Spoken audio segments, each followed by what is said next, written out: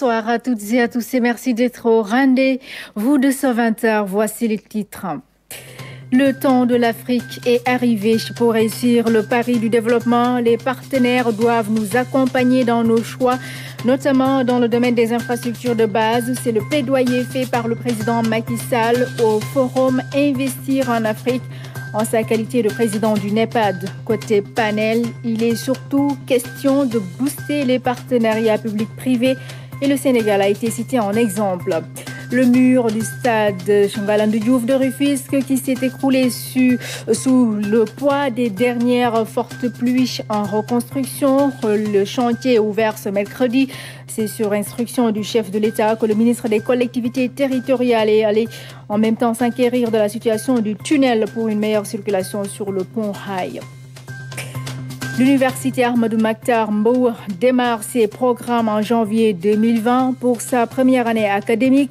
Elle accueille 300 étudiants. Ils seront orientés dans 22 filières. L'annonce a été faite par la rectrice de l'UAM. Le point des préparatifs dans cette édition.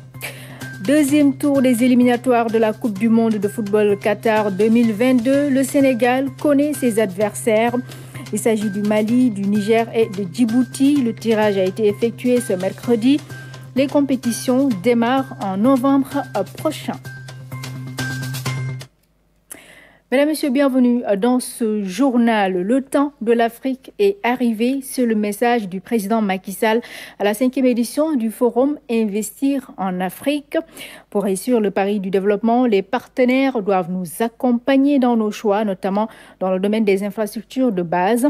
En s'appuyant sur la dynamique du plan Sénégal émergent, le chef de l'État a fait un plaidoyer en sa qualité du président du NEPAD. Envoyé spécial à Brazzaville, Oumaniga.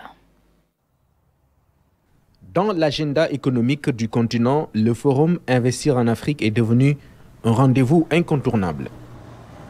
Au deuxième jour de la rencontre qui se tient ici au centre de conférence de Kintélé, à Brazzaville, le président Macky Sall vient rehausser le niveau des débats.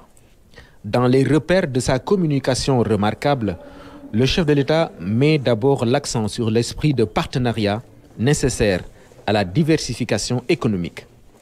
Les partenaires doivent nous accompagner dans nos choix. Ils ne doivent pas venir avec une vision. Ce fut le cas par le passé. Mais aujourd'hui, l'Afrique sait ce qu'elle veut. L'Afrique sait où elle veut aller. Donc, que tous les partenaires nous soutiennent dans ce que nous voulons faire. Le Sénégal entretient un partenariat stratégique avec la Chine et la Banque mondiale dans la mise en œuvre du plan Sénégal émergent. Le projet phare de transport de bus transit rapide que nous allons lancer prochainement à Dakar avec le soutien de la Banque mondiale et qui sera réalisé par une compagnie chinoise suite à un appel d'offres international constitue un bel exemple de ce que nous pouvons faire ensemble pour apporter des solutions innovantes aux questions de développement par les infrastructures structurantes. Le message que je voudrais porter ce matin à Brazzaville est que le temps de l'Afrique est arrivé. Depuis plus de 2 décennies, en effet, nombre de pays du continent conduisent une dynamique de croissance, une dynamique de réforme et de changement de paradigme dans la gouvernance publique pour accélérer le rythme de leur marche vers l'émergence. Le Sénégal s'est inscrit dans cette dynamique. Dans sa vision de l'émergence mise en œuvre à travers le PSE, le président Macky Sall rappelle l'importance des infrastructures, secteur clé du développement. L'Afrique ne peut pas se développer si elle ne réussit pas le développement de ses infrastructures. Donc, si des partenaires doivent nous accompagner, qu'ils nous accompagnent d'abord sur l'infrastructure de base. Les routes, les chemins de fer, l'électricité, les ports, les aéroports. Voilà d'abord les fondements du développement. Ensuite, nous aurons les services. Et ça, c'est aussi la participation du secteur privé. Les infrastructures constituent juste un exemple. sur la longue liste des émergents, d'autres performances sont notées, notamment dans les axes 2 et 3. Mais comme il fallait entendre le président en exercice du NEPAD, le discours va au-delà de la dynamique du plan Sénégal émergent.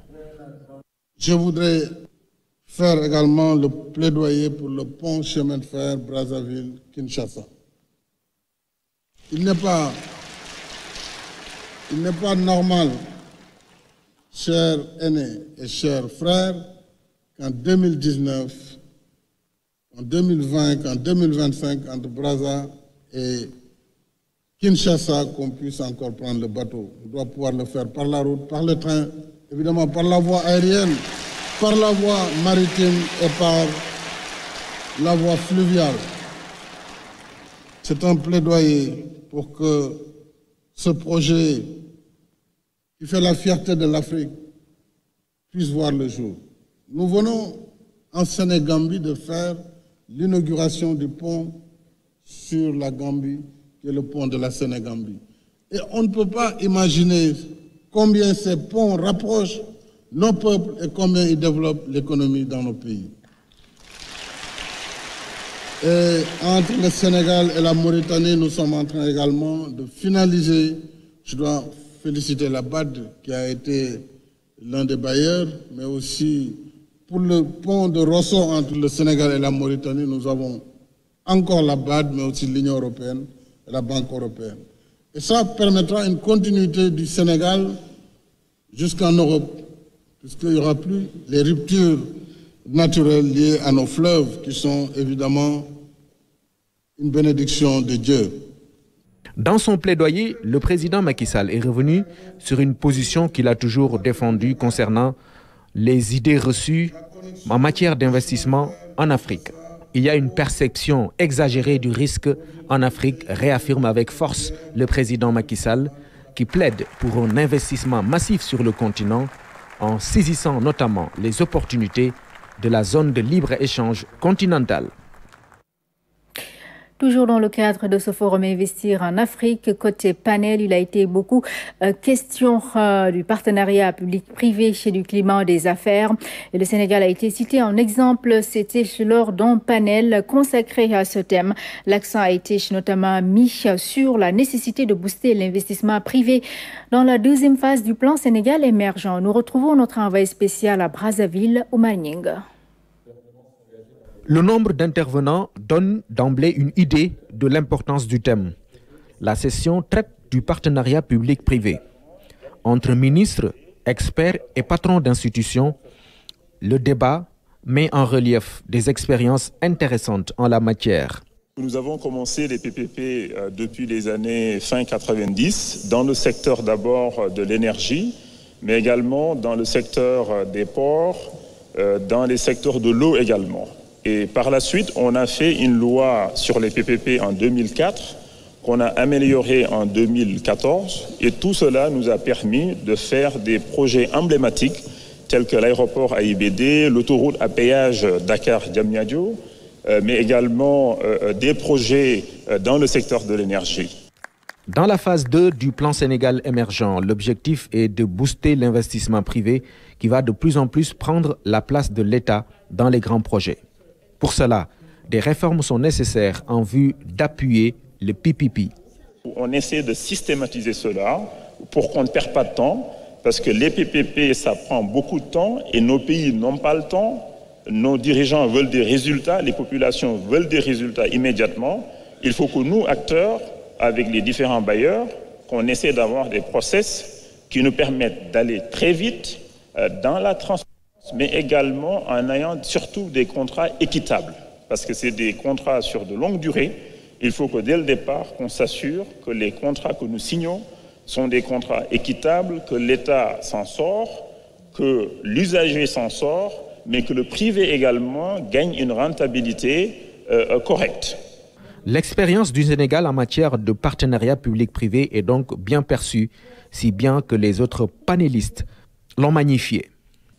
La bonne nouvelle, c'est qu'aujourd'hui, nous avons des leaders en Afrique, un grand nombre de leaders en Afrique, qui sont également animés par cette volonté de mettre en œuvre assez rapidement. Parmi les leaders, ils sont ici présents dans la salle. Je sais que le président Macky Sall me demande régulièrement, quand il me voit, quand est-ce qu'on va commencer les travaux pour la centrale de Malicounda. Eh bien, je peux lui annoncer que ça sera fait dans quelques jours, peut-être une question de semaine, au début des travaux. Pour accélérer le développement du continent africain, le partenariat public-privé est donc une voie à suivre. C'est la leçon principale à tirer de ce panel de haute facture qui va peser de son poids dans les recommandations du 5e forum Investir en Afrique. Et justement, en marge du forum, le chef de l'État, Macky Sall, a reçu une délégation de la coopération financière internationale. La structure entend s'impliquer dans la mise en œuvre du plan Sénégal émergent. Le vice-président Sergio Pimenta s'est exprimé à l'issue de l'audience. Il est au micro de Oumar Nying. Nous avons été reçus par son Excellence, Monsieur le Président Macky Sall, et nous avons eu l'opportunité de faire le point sur les interventions du groupe de la Banque mondiale au Sénégal et de comment nous pouvons soutenir le plan Sénégal émergent pour les années à venir. Donc les différentes interventions.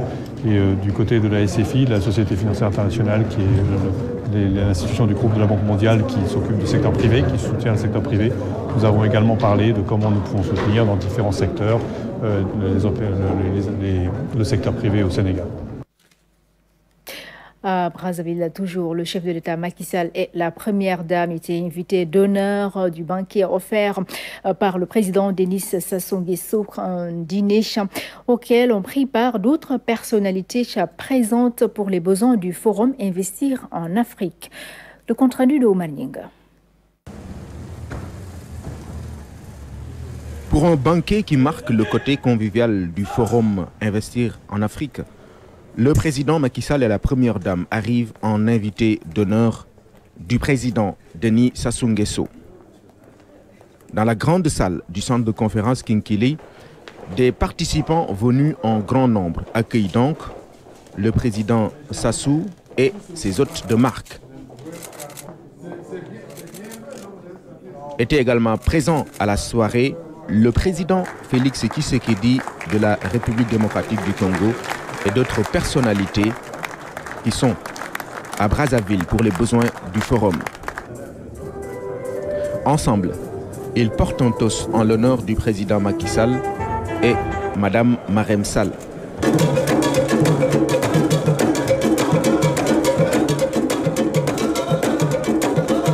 Pour accompagner le buffet, différentes troupes ont tenu en haleine le public. Une animation de haute facture appréciée à sa juste valeur, surtout par les chefs d'État. À la fin de la soirée, et toujours avec le même plaisir, le président Denis Sassou Nguesso raccompagne ses invités d'honneur, le chef de l'État et Madame la Première Dame, Marème Sall. Voilà donc pour les activités du chef de l'État à Brazzaville dans le cadre du forum Investir en Afrique. Le Sénégal élu au Conseil exécutif de l'Organisation mondiale du tourisme OMT. L'élection a eu lieu hier à Saint-Pétersbourg en Russie.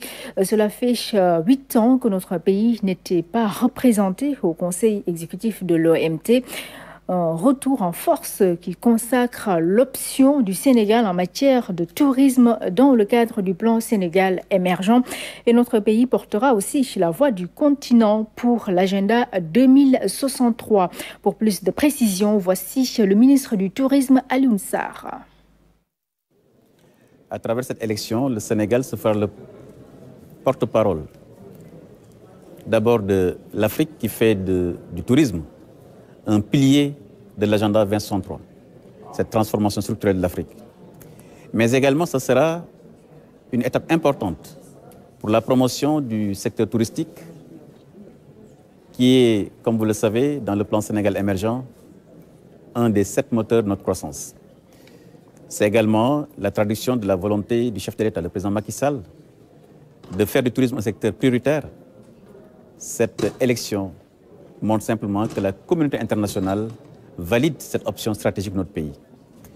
Durant ce mandat 2019-2023, notre pays portera des sujets importants comme la promotion de la stratégie touristique, la compétitivité du secteur touristique, comment capter le maximum de valeur ajoutée dans le secteur touristique pour notre pays, la promotion, la digitalisation, l'entrepreneuriat au niveau des jeunes et des femmes seront également des sujets sur lesquels nous allons beaucoup travailler.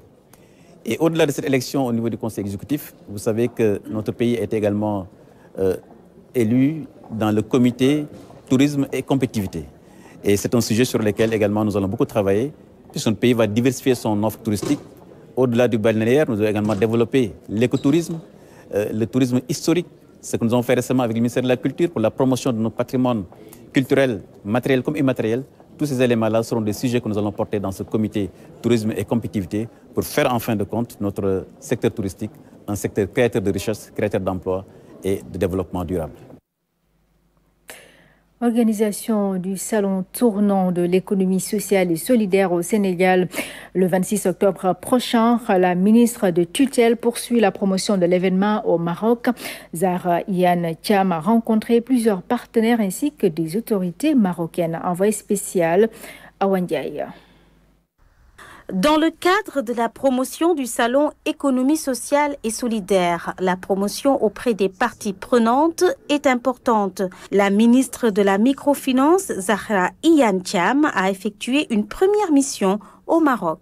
Ce salon est une concrétisation de beaucoup d'efforts qui ont été déployés de part et d'autre pour pouvoir faire rencontrer l'ensemble des partenaires de la microfinance et du social en général. À Rabat, le fonds Jaïda est un fonds de financement des institutions de microfinance. Nous avons aussi pris connaissance de l'ambition salon et programme qui sera organisé au Sénégal durant le mois d'octobre. À Casablanca, la délégation sénégalaise s'est rendue au centre de soutien Mohamed VI à la microfinance solidaire, la CGEM et le marché solidaire ont été aussi les étapes importantes. On va s'organiser pour faire de la mobilisation assez importante des acteurs principaux de la microfinance à cet événement. C'est aussi une occasion pour nos coopératives de voir dans quelle mesure elles peuvent développer des synergies, aussi des partenariats.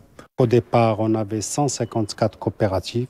Actuellement, on est à 373 coopératives dans le terroir et l'artisanat. Le marché solidaire, il est sur 900 mètres carrés et en 2 niveaux. Les acteurs sénégalais, les acteurs marocains et les acteurs ivoiriens avec qui nous sommes déjà en contact pour faire de cet événement un événement plein de succès, un événement qui montre la diversité de la contribution de l'économie sociale et solidaire à la structuration des chaînes de valeur locales. Dakar abritera du 26 octobre au 2 novembre prochain le salon tournant de l'économie sociale et solidaire. Le thème général retenu est l'économie sociale et solidaire, un modèle alternatif et inclusif d'entrepreneuriat. À présent, ce communiqué de l'administration pénitentiaire, plusieurs organes de presse ont annoncé le lundi 9 septembre que M. Adama Gaye, incarcéré à la maison d'arrêt de Rebeuss, avait entamé une grève de la faim pour protester contre son arrestation et ses conditions de détention. L'administration pénitentiaire tient à informer l'opinion publique que M. Adama Gaye s'alimente correctement depuis le mardi 10 septembre 2019 et se porte bien. C'est donc un communiqué de l'administration pénitentiaire. Je le disais en titre, le gouvernement a ouvert ce mercredi le chantier de reconstruction du mur du stade Galandou Diouf de Rufisque. L'ouvrage s'est récemment écroulé sous le poids des fortes pluies qui se sont abattues sur la ville. Sur instruction du chef de l'État, le ministre des collectivités territoriales est allé sur place s'enquérir de la situation au niveau du tunnel et permettre une meilleure circulation sur le pont-rail. Les maires de la ville l'ont rassuré. On fait le point avec Issa Thiorogueï. Les véhicules circulent. L'eau qui bloque n'y est plus. Selon les différents maires de la ville, ce qui s'est passé ici, au niveau du pont-rail, avec les fortes pluies, n'était pas ce qu'on appelle inondation, il s'agit plutôt d'un phénomène naturel. C'est le développement qui est comme ça. Je l'ai dit, il est global, endogène. Ça ne concerne pas uniquement Rufisque, encore moins le département. C'est un problème normal, mais on le maîtrise et on le gère de concert avec ceux qui mettent en œuvre cet ouvrage. C'était quelque chose qui était temporaire et on a trouvé des solutions rapidement. En ce qui concerne aussi la commune de Rufisque, on a fait la même chose. On a fait le tour avec le préfet et les techniciens de l'APIX.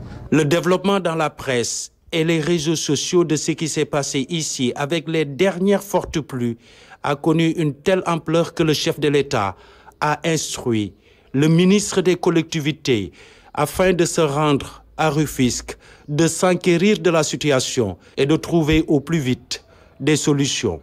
Le vocable inondation doit être revu et bien compris. Une inondation, c'est quand il y a de l'eau qui reste pendant 1, 2, 3, 4, 5 jours.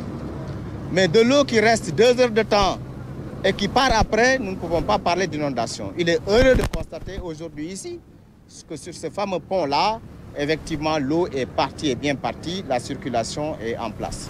Dans cette quête de solutions suite aux fortes pluies s'étant abattues sur Rufisque, le ministre des collectivités s'est aussi rendu au stade Ngalandou Diouf, dont une bonne partie du mur de clôture s'est écroulée sur place. Le directeur général de la GETIP et son équipe prennent la mesure des dégâts afin de pouvoir régler le problème.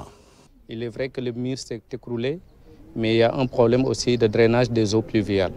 Il y a le voisinage immédiat, il y a les câbles aériens que vous voyez. En fait, il y a un lot de problèmes que nous avons constatés sur place. L'entreprise est déjà mobilisée. Il a commencé même à approvisionner les agglos. Mais on attendait cette visite de M. le ministre Oumar Gueye pour donner un ordre officiel à l'entreprise chargée de faire les travaux de reconstruction de ce pan de mur. On est dans les étapes.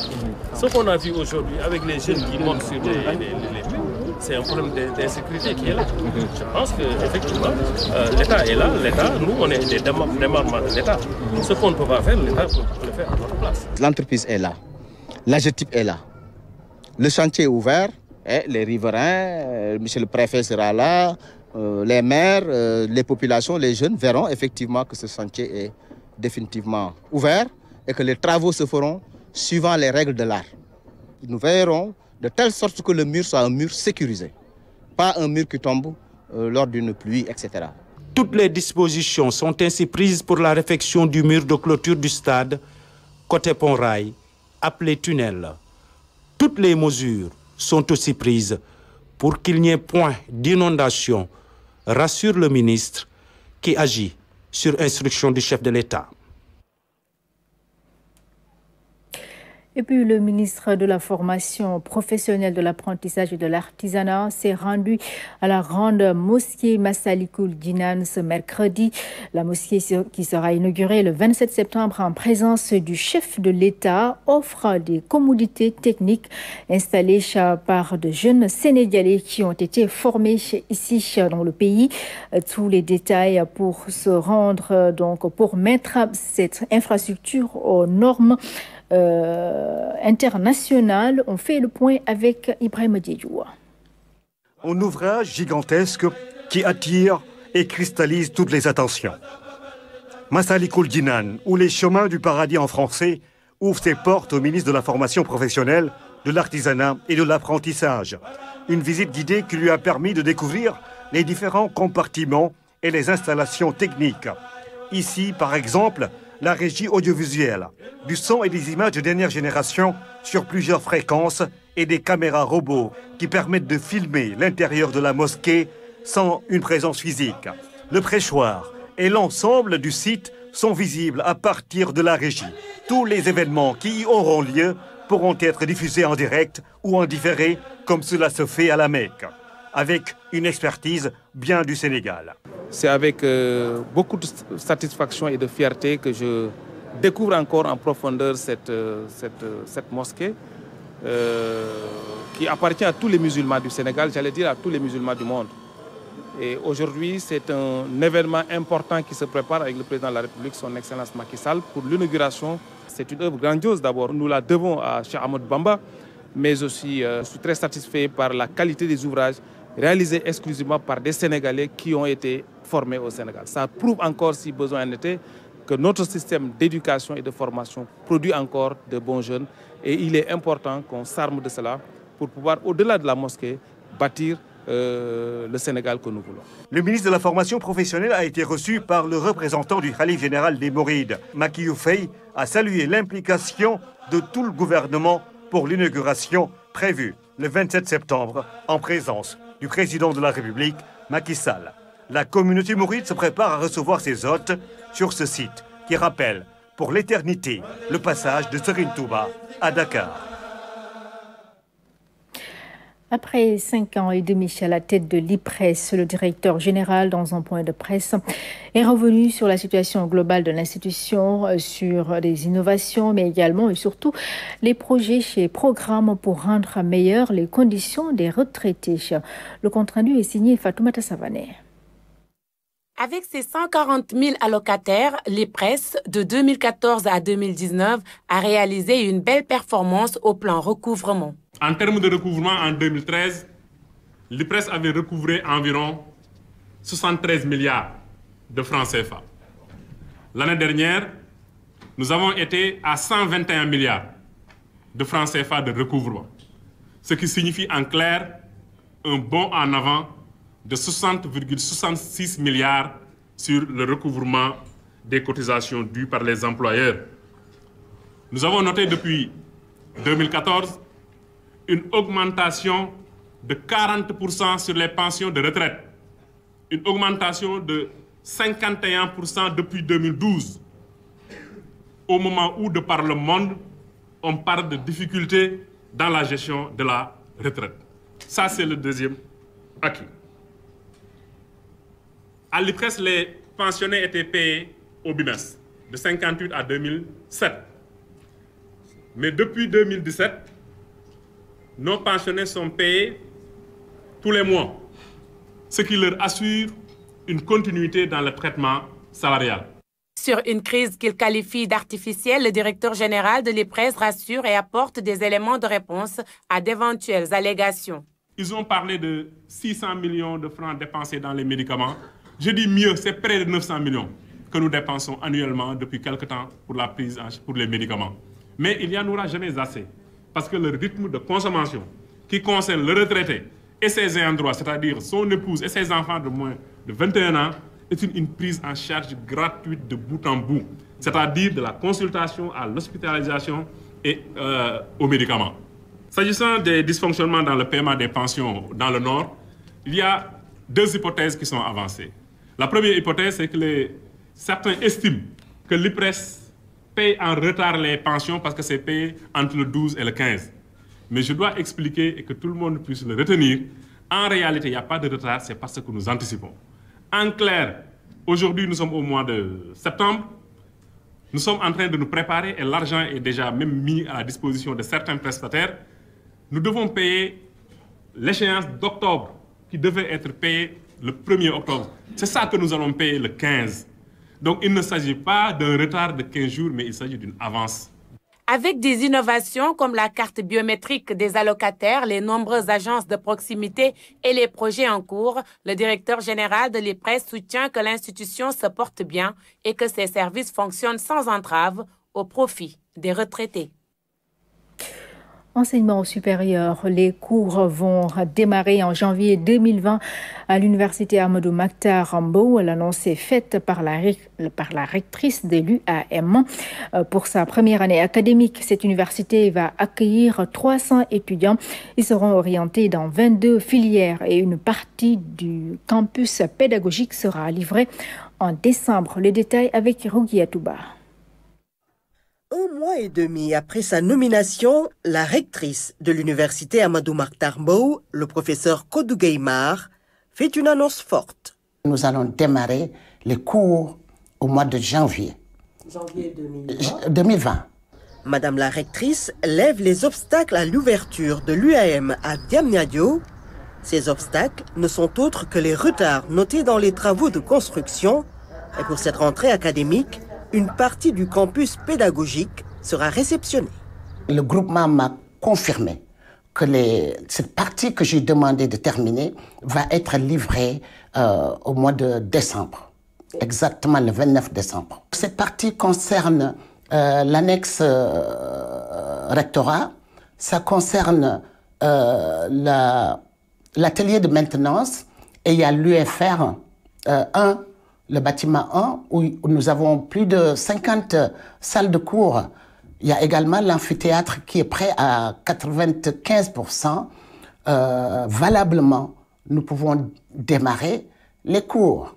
Démarrage des cours avec un syllabus stabilisé et un effectif réduit pour des résultats garantis. Nous allons démarrer avec une cohorte maîtrisée de 300 étudiants dans 22 filières. Et dans ces 22 filières se trouvent dans 6 EFR et l'Institut du littoral. Nous avons choisi ces 22 filières parce que les curricula ont été stabilisés. Les curricula ont été stabilisés, les maquettes déjà prêtes et les syllabus également. Parce que depuis longtemps, les experts de l'UAM qui sont déjà là ont travaillé avec le monde socio-professionnel pour stabiliser ces maquettes. Donc, du point de vue activité pédagogique, nous sommes prêts pour démarrer au mois de janvier. Les premiers cours seront dispensés par une quinzaine d'enseignants à recruter. Des experts d'autres pays vont aussi participer aux activités pédagogiques grâce aux conventions que l'UAM a signées avec des universités étrangères.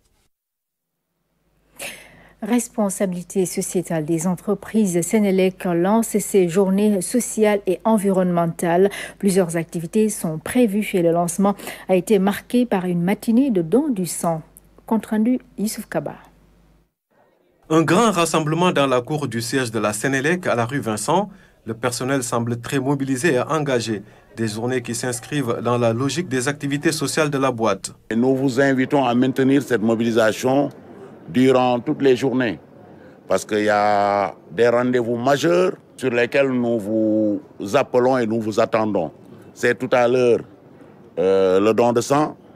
Ça aussi, c'est marquer notre empreinte par rapport à nos devoirs citoyens. À côté de ces activités de don de sang, le personnel de la Sénélec a prévu une randonnée pédestre et des activités de nettoiement. Tout cela pour contribuer aux œuvres sociales et aux efforts des pouvoirs publics dans ces domaines. Les orientations stratégiques de ces fondements sont le développement de l'attractivité de Sénélec et sa promotion auprès de nos partenaires, la redynamisation de la politique sociale et environnementale, l'instauration d'une culture de gestion de la qualité, de la sécurité, de l'hygiène et de la protection de l'environnement.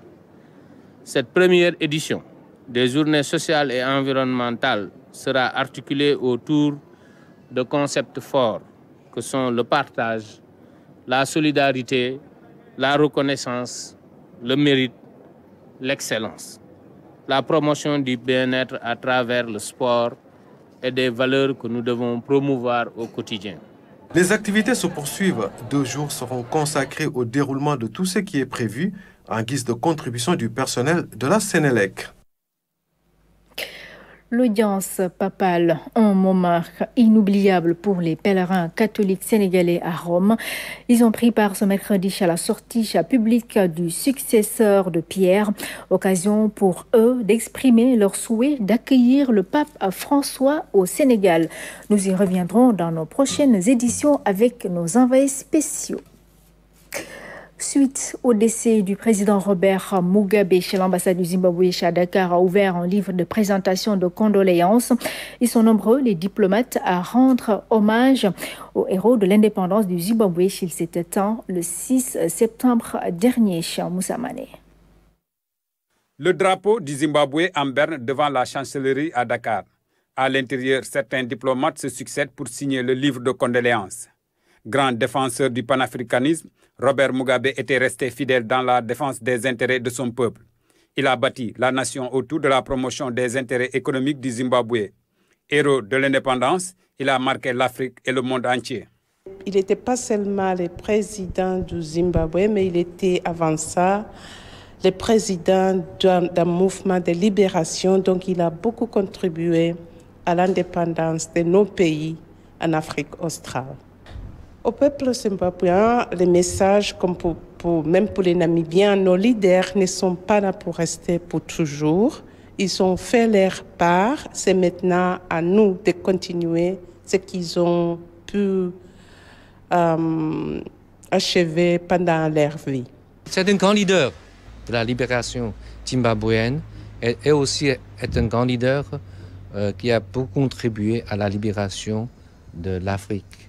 Pendant longtemps, il est très actif dans les affaires régionales, dans les affaires des Afriques. Aussi, il a aussi contribué beaucoup à la promotion et au développement entre Zimbabwe, la Chine, entre l'Afrique et la Chine. Durant ses 37 ans de règne, il a formellement défendu la souveraineté de son pays. Il s'est toujours opposé aux ingérences étrangères. En novembre 2017, il quitte le pouvoir dans des conditions peu souhaitables. Néanmoins, il laisse un legs à la jeune génération qui doit encore porter haut le flambeau. Ce qu'on doit retenir, bien sûr, c'est le principe de l'autonomisation, parce que c'est ce qu'il a battu. Il était un homme de principe. Il s'est battu pour que les Noirs, nous, la population, soit indépendante. Il s'est battu pour que nous fassions le travail. Nous travaillons économiquement, politiquement, là où l'indépendance en 1980. Mais ce qui est resté, c'est l'indépendance économique.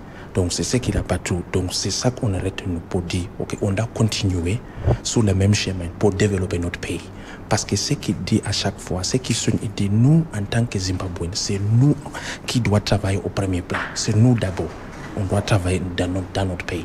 Donc c'est ce qu'on a retenu pour nous et pour les générations à venir. Élève brillant, né en 1924 à l'ouest de Harare, il fut plusieurs fois prisonnier. En 1974, il conduit la branche armée de la ZANU-PF. En 1980, au terme d'une guerre d'indépendance, il signe les accords de Lancaster House à l'ouest de Londres, qui ouvrent l'indépendance du Zimbabwe. L'actualité internationale sous forme de brèves illustrées nous mène au Cameroun, aux États-Unis, mais nous reparlons des conséquences des violences en Afrique du Sud. Le Nigeria a décidé de rapatrier des centaines de ses ressortissants. Le récit de Sedina Alunfal. Après une semaine de violences xénophobes en Afrique du Sud, le Nigeria, dont les ressortissants ont été les plus visés, a décidé de rapatrier quelques 600 personnes. Une décision qui intervient dans un contexte de tensions diplomatiques entre les deux grandes puissances du continent. Environ 100 000 Nigérians vivent en Afrique du Sud. Un premier avion quitte Johannesburg ce mercredi. Le vol est assuré gratuitement par la compagnie nigériane Air Peace. Un grand dialogue national sur le conflit meurtrier entre des groupes séparatistes anglophones et les forces de sécurité dans l'ouest du Cameroun. Une annonce faite par le président camerounais Paul Biya. Une décision saluée par le secrétaire général de l'ONU, Antonio Guterres, encourage le gouvernement camerounais à veiller à ce que le processus soit inclusif et réponde aux défis auxquels le pays est confronté. Depuis 2017, les combats et exactions ont fait plus de 2000 morts dans les régions peuplées par la minorité anglophone, selon l'ONU. Il était connu pour ses prises de position. Il s'était opposé au président américain et à une partie de son gouvernement sur de nombreux sujets au cours de ces derniers mois. John Bolton, conseiller à la sécurité nationale, a été limogé par Donald Trump. C'est le troisième conseiller à la sécurité nationale à être limogé en 2 ans et demi. Les autorités iraniennes estiment que ce limogeage est un signe clair que la campagne de sanctions américaines contre l'Iran est un échec.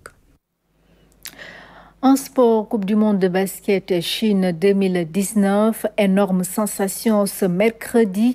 La France a battu les États-Unis en quart de finale, 89-79.